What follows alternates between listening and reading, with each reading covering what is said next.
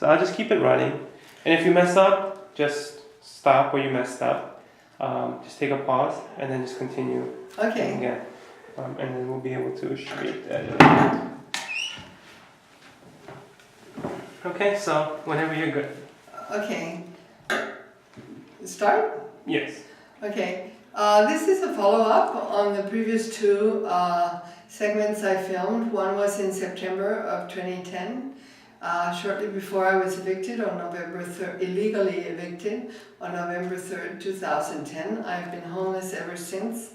And this feeds into my, hopefully, being a prima facie case for you, as I've said before, Mr. Obama, for doing something about re-regulating the banks and going back to things such as the Glass-Steagall Act and controlling the fact that they cannot be telling you they're looking after your money while they're having a crapshoot with derivatives in the back room, betting against your money, losing money. Bank of America, that is my hostile trustee, had promised me, I called them from landlord-tenant court, and they said to, yes, go ahead and sign the stipulation and we will pay it, which would have saved me $16,000 that I was behind on my rent, thanks to my previous hostile trustee, Wachovia, also one of the big nefarious banks. Then they turned around, and when the money was not produced, I contacted them and I said, where is the money? My landlord wants to be paid. And they said, oh, well, we've had second thoughts about it. You owe the money, we don't. And we're in Delaware and we can't be touched. So either you pay the money, and they know full well they're being disabled and non-conventionally presently employable, though I'm working on a foundation to try and take the world back from the absolute gutter we've turned it into,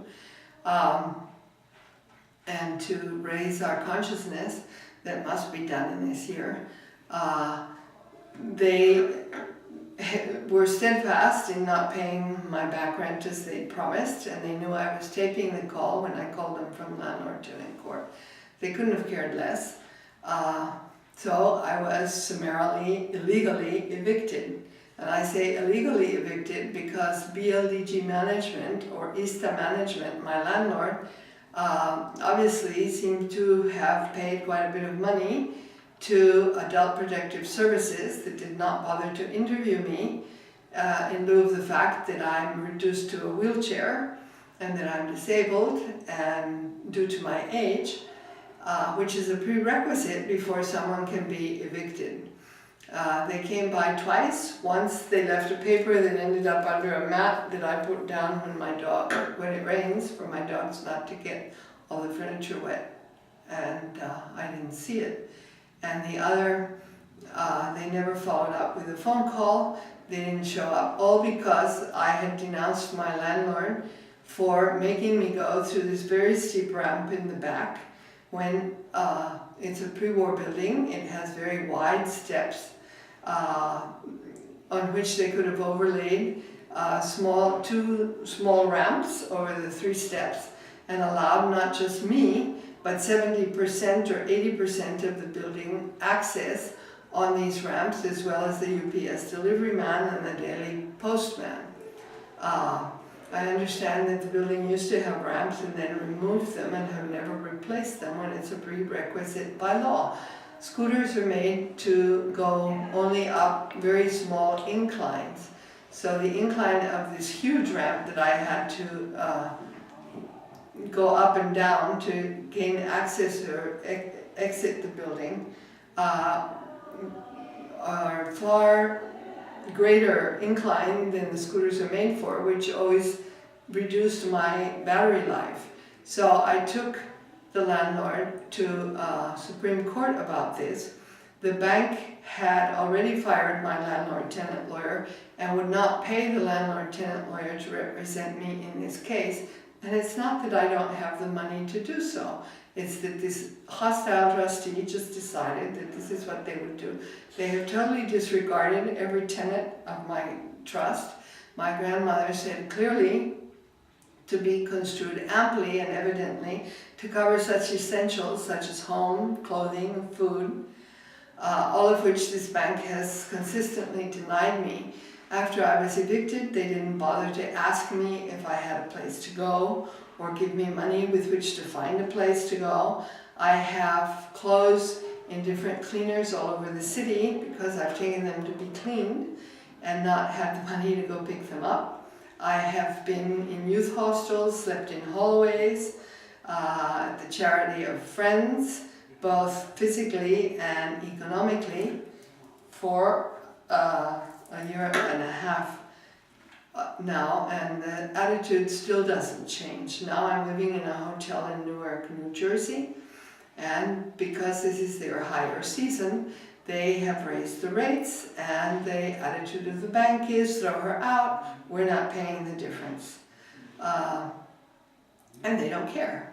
They essentially don't care.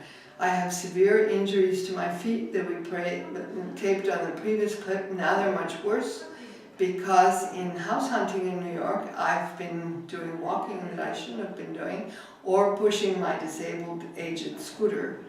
And this has by far impacted the wounds to my feet, especially recently the injuries to my left foot that had closed and are now again open. And now it's the worst injury the foot has had in the last 12 years. So that any institution that has been named your trustee, implying the implicit word trust, could so destroy someone's life. My home in Mexico by my family has been broken into and repossessed. All my valuable antiques and art and everything I possessed, and what little I possessed of my family heirlooms, destination I know not. The property I bought in Cuernavaca to rent to snowbirds for the winter and have some income, I haven't been able to keep up or maintain. All of these are tenets of the trust that my grandmother amply provided for. I owe the people that work for me there close to 3 years of salary.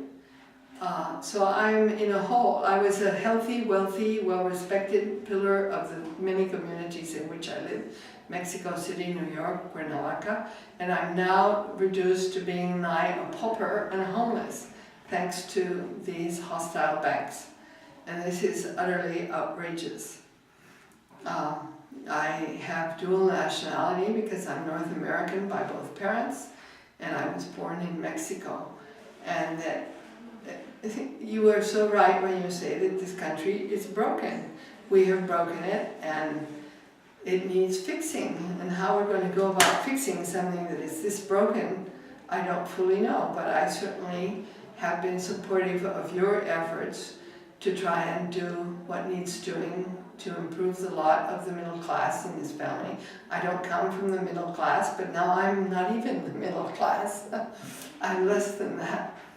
But unfairness in all lights is something that galls me.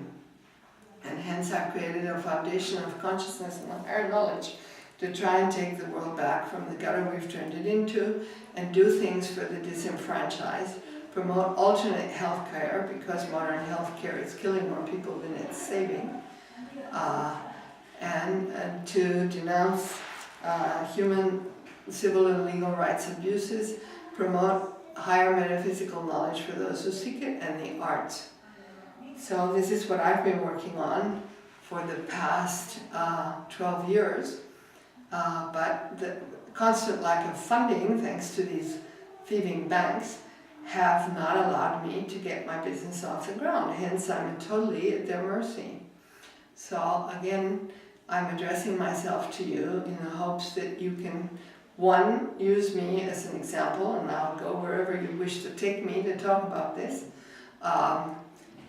to again establish regulations and rules under which the banks and large corporations in this country need to operate, instead of the free-for-all that we've allowed our country to turn into, removed from all ethical morality.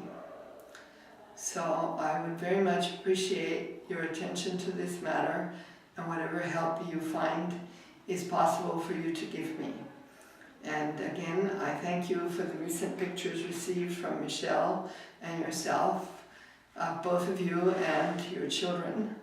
acknowledging the work that I've done in writing to support your programs. Thank you very much, and thank you for your attention, Mr. Obama. Kindly, Sandra Everett.